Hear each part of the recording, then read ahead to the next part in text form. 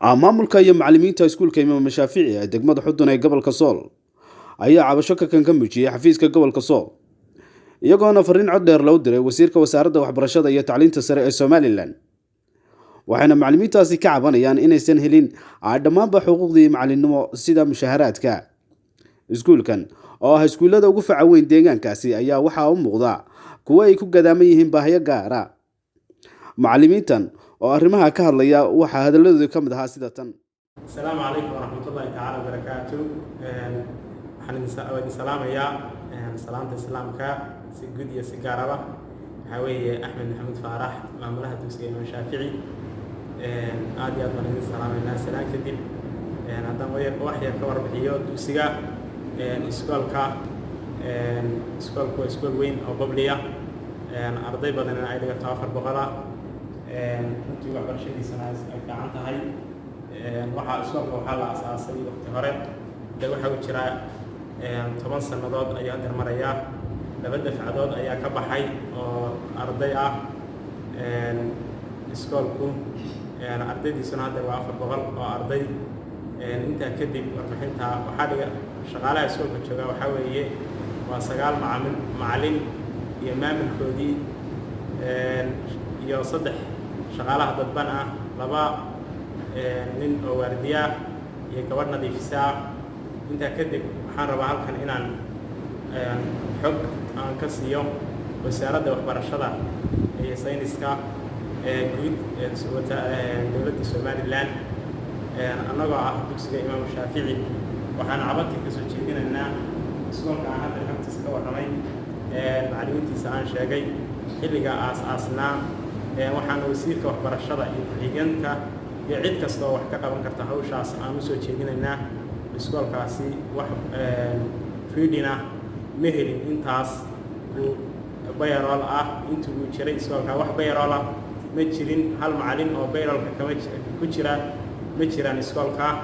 marka intaas dhan waa aasaasnaa annagu haddaanu nahay degmada Xudun ee hoos timaada gobolka Sool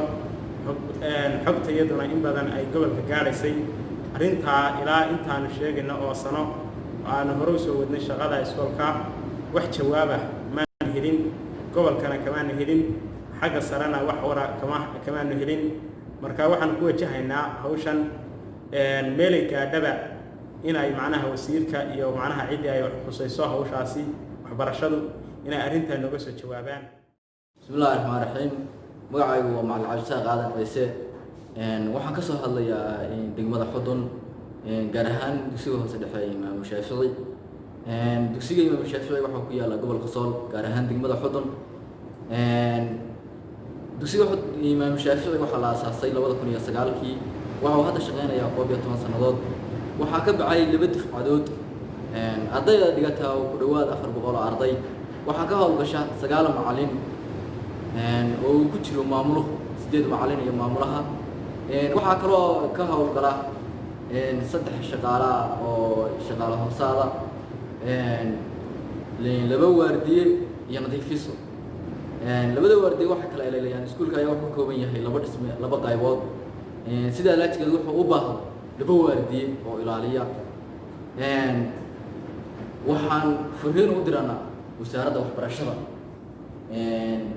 oo ugu horeeyay wasiirka wasaaradda waxbarashada iyo sayniska Somaliland wasiir ku-xigeenka wasaaradda waxbarashada agaasimaha guud ee wasaaradda waxbarashada iyo dhammaan mas'uuliyiinta wasaaradda waxbarashada waxaanu halkan uga soo jeedinaynaa fariinta iyadoo iyo baaqaya uu yahay iskuulka furnaala 12 sanadood ee 2 dafcadood ay ka baxday ee ay ka hawlgalaan 12 shaqaalaha ah 9 macallin iyo 2 waardiye iyo nadiifisadu in wasaaradda manhaj iyo imtixaan ay keento mooyaane aanay ka helin aan ku jirin hal macallin 9 macallin aan ku jirin hal macallin oo bayroolka wasaaradda waxbarashada ku jira fariintayadu waxa ay tahay labo ayaan u kala qaadi weynay in wasaaradda waxbarashada ee gobolka ay gudbiso sanad bil walba iyo sanad walba waxa laga qaadaa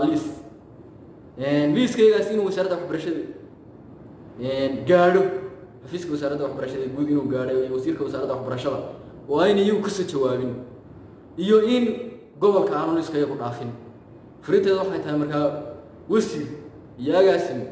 inaad ka soo jawaabtaan fariinteedaas. bismillaahi rahmaani rahiim wasalaatu wasalaamu calaa rasuulillahi sallallahu alayhi wasallam. magacaygu waa xabsi cabdiraxmaan, maamulka ku-xigeenka dugsiga imaam shaafici ee degmada xudun.